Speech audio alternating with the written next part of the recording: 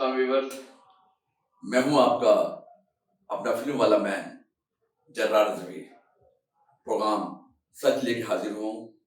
सच में फिल्म का टॉपिक हो, क्रिकेट का टॉपिक हो, सियासत का टॉपिक हो या कोई जनरल टॉपिक हो, जो बोलूंगा बोलूंगा, सच के सिवा कुछ नहीं बोलूंगा। मैंने जितने भी खुदा बनाए थे, मैंने जितने भी खुदा बनाए थे, सब मेरी जान लेने आए थे। क्या बताएंगे घर के सारे मकी घर में रहते हुए पर आए थे। ये मेरा प्रोग्राम, पिछले प्रोग्राम जो मैंने भारत की फिल्म चल मेरा पुत्र शान और फिल्म इंडस्ट्री पे किया था, ये समझें उसका पार्ट 2 है, बकिया हिस्सा है। आज आपको मैं दो बातें बताऊंगा, दो लोगों के बारे में बताऊंगा जो बहुत आपको अजीब लगेगी। एक हमारे है सुपरस्टार जनाब शान साहब, और दूसरे हमारे IMGC फिल्म के इदारे के ओनर भी हैं और पाकिस्तान फिल्म प्रोड्यूसर एसोसिएशन के चेयरमैन भी हैं जनाब शेख अमजद रशीद साहब। शान साहब, एक बात मैं पूछना चाहता हूँ आप बहुत मुहब्बे वतन इंसान है, क्योंकि भी आपने जो भारत की फिल्म जो सिखों की है मानी विच मदानी, उसको रुकवाने की कोशिश की थी। मुझे उम्मीद थी कि वो रुक जाएगी, क्योंकि आप आपके ISPR से ISI से बहुत अच्छे ताल्लुकात हैं और पंजाब के गवर्नर साहब से बहुत ताल्लुकात है और काफी मिनिस्टरों से भी ताल्लुकात हैं। मगर आपने देखा, आपने वो फिल्म रुकवाने की कोशिश की, मगर वो रुकी नहीं। हो 14 तारीख को लग गई, क्योंकि IMGC जो हमारे प्रोड्यूसर एसोसिएशन के चेयरमैन हैं, वो भी एक ताकतवर आदमी हैं। उनके भी बड़े सियासी लोगों से ताल्लुकात हैं, उनके भी हर दौर में वजीरों से और मिनिस्टरों से ताल्लुकात रहते हैं। और आपने देखा कि उन्होंने पानी में बता दी फिल्म लगा ली, क्योंकि वो उस फिल्म के डिस्ट्रीब्यूटर थे। और अजीब बात है कि वो हमारी फिल्म प्रोड्यूसर एसोसिएशन के चेयरमैन भी हैं। तो जो पाकिस्तान फिल्म इंडस्ट्री का जो प्रोड्यूसर एसोसिएशन का चेयरमैन है, वही इंडिया की फिल्में लगा रहा है। उसको चेयरमैन भी हम लोगों के, हमारे अपने लोगों ने बनाए हैं और वही लोग फिल्में ला रहे हैं। तो आप किससे उम्मीद रख रहे हैं कि पाकिस्तान फिल्म इंडस्ट्री के लिए कोई अच्छे काम करे, या पाकिस्तान फिल्म इंडस्ट्री की कोई तरक्की होगी, या पाकिस्तान फिल्म इंडस्ट्री दोबारा अपने पांव पे खड़ी होगी? क्योंकि हमारे अंदर ही हमें नुकसान पहुंचाने वाले हैं। और आपसे भी एक दरख्वास्त है कि आप तो अपने आपको बड़े मौका वेतन कह रहे हैं और इस फिल्म को रुकवाने की कोशिश, मगर आपने एक फिल्म बनाई थी अर्थ 2। वो क्यों बनाई थी?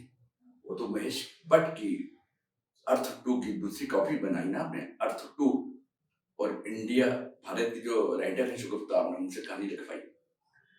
आपने अपने फादर रियाज शाही साहब की फिल्म खन्नादर 2 बनाई होती, या अमन 2 बनाई होती, सर्कट 2 बनाई होती, तो रियाज शाही साहब की रूह को सुकून मिलता, खुशी मिलती। मगर आपने ऐसा नहीं किया।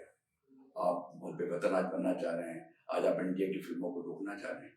इंडिया की फिल्म आप कैसे रोकेगी? ये इंडिया की नहीं, आप सिखों की समझें, सिख सरदारों की समझें। ये वो सिख हैं जिनका जनाब वज़ीर आज़म इमरान खान साहब ने करतारपुरा राहदारी बनवाई, सिखों को के लिए उनकी इबादत गाह खोली गई। और मैं समझता हूँ, चाहे सिख हो, हिंदू हो, क्रिश्चियन हो, कोई भी हो, अगर इस मुल्क में किसी की भी इबादत गाह है, उसका एहतराम करें, उसको अच्छा बनाएं, डेवलप करें। कि वो कोई भी गैर मुल्की अपने इस मुल्क में, पाकिस्तान में अगर इबादत गाहों में आना चाहे तो वो आए, इबादत करे, ये कोई जुर्म नहीं है। अक़लियत गैर मुस्लिम लोगों का हमें इज्जत करना चाहिए, उनकी इबादत गाहों का एहतराम करना चाहिए। एक बात और, पाकिस्तान इंडस्ट्री से भी मैं लोगों से, पाकिस्तान इंडस्ट्री के लोगों से भी बात कहना चाहता हूँ, शान साहब आपसे भी कहना चाहता हूँ, और प्रोड्यूसर एसोसिएशन के चेयरमैन जनाब अमजद रशीद साहब से भी कहना चाहता हूँ। पाकिस्तान में जब सिनेमा टूट रहे थे तो आप लोगों ने कभी रुकवाने की कोशिश की, कोई हड़ताल की? जैसी जाल एडिटेशन के लिए हड़ताल संतोष साहब, दर्पण साहब, शौकत हुसैन रिजवी साहब, हबीब साहब, कमाल साहब सबने की थी, और वो फिल्म रुकवाई थी देवानंद जाल।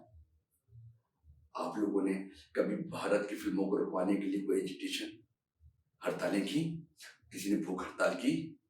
आपके सिनेमा टूटते रहे, आपने कोई हड़ताल की? आपने सिनेमा टूटवाने की कोई कोशिश की? नहीं की।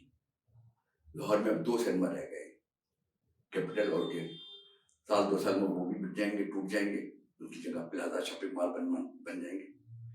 जनाब जुल्फिकार अली भुट्टो साहब के दौर में, बिल्कुल पार्टी के दौर में एक लॉ पास हुआ था कि जब कोई सिनेमा टूटेगा तो उसकी जगह शॉपिंग मॉल प्लाजा बनेगा, मगर उसमें 150-200 सीटर का सिनेमा जरूर बनेगा। कहीं भी नहीं बना, 1-2 के अलावा। तो आप लोगों ने कुछ किया? कोई हड़तालें की? कोई चीज रुकवाई? कुछ नहीं रुकवाई। फिर क्या हुआ? क्या बड़े बड़े करोड़पति लखपति जो लोग हैं पाकिस्तान में, उन्होंने सिनेमा बनवाना शुरू किया, जिसे सिनेप्लेक्स सिनेमा कहते हैं। मगर वो क्यों बने? वो भारत की फिल्मों की वजह से बने, और भारत की फिल्मों ने आना शुरू किया और सिनेमा बनते चले गए। और वो सिनेमा कश्मीर की वजह से वो फिल्में रोक दी गई, मगर सिखों की, क्योंकि सिख करतारपुरा राजधानी के बाद सिख सारी दुनिया में पाकिस्तान का फेवर कर रहे हैं, आपके वजीर आजम का फेवर कर रहे हैं। तो उनकी फिल्में जो आ रही हैं, कम से कम उनकी वजह से आपका सिनेमा बच रहा है, टूटने से बच रहा है। हाँ, आप ये करें, वो फिल्में लगती रहें। इस 2-3 साल में आप अपनी प्रोडक्शन बढ़ाएं, गवर्नमेंट को सपोर्ट करें, गवर्नमेंट सपोर्ट करे कि फिल्में बने। पाकिस्तान के सिनेमा ओनर, स्टूडियो ओनर और शान साहब, आप जैसे जितने लोगों ने पैसे कमाए फिल्मों से, वो सब फिल्में बनाए। उससे क्या होगा? सिनेमा को फिल्में मिलना शुरू होंगी। जब सिनेमा को फिल्में मिलना शुरू होंगी तो आप सिखों की फिल्में बंद करवा दें। वैसे भी पाकिस्तान फिल्म इंडस्ट्री को हमने तबाह किया है ना, हमारे अपनी इंडस्ट्री के लोगों ने तबाह किया। जब तक सुल्तान राय साहब जिंदा थे और बड़े बड़े दूसरे एक्टर जिंदा थे, वहीद साहब, मोहम्मद अली, उस दौर में फिल्में बड़ी बड़ी बनती। जिस दिन सुल्तान राय साहब मरे, वो पाकिस्तान के बड़े स्टार थे। उनके मरने के बाद पाकिस्तान के डायरेक्टर प्रोड्यूसरों ने, शान साहब, आपको मोहम्मद राना को सुल्तान राय बनाने की कोशिश की, और जो सबसे बड़ी गलती थी। आपको शान समझा जाता और मोहम्मद राना, तो शायद जब ये हालात ना होते। जब शान समझा गया तो घूंघट बनी, तेरे प्यार में बनी, मजाजन बनी। मोहम्मद राना को जब मोहम्मद राना समझा गया तो दीवाने तेरे प्यार में बनी, ये दिल आपका हुआ बनी, चूड़ियां बनी, और ये सारी सुपरहिट बड़ी बड़ी फिल्में हैं। मगर जब आपको बिरादरी इज़्म की फिल्मों में बनाया गया, हीरो दोनों को सुल्तान राय बनाया गया, उस दिन से सारी फिल्में बर्बाद होती रही, तबाह होती रही, और इंडस्ट्री सब तबाह बर्बाद हो गई। क्योंकि सुल्तान राय को कोई, मोहम्मद राना या शान को कोई भी सुल्तान राय नहीं बना सकता था। वो एक था और एक ही रहेगा। अगर आपको शान और मोहम्मद राना समझा जाता और इसी पैटर्न पर फिल्में बनती रहती हैं आप लोगों को ध्यान में, तो शायद हम तबाह बर्बाद ना होते। या पंजाबी फिल्मों के साथ उर्दू फिल्में भी बनती रहती तो शायद ये हालात ना होते हैं। कम से कम उर्दू फिल्मों की वजह से आपके पास नेपाल, बांग्लादेश, श्रीलंका, तुर्की और मिडिल ईस्ट की मार्केट ना जाती। मगर आप लोगों की गलत प्लानिंग से पाकिस्तान फिल्म इंडस्ट्री तबाह बर्बाद हुई है। क्या ख्याल है?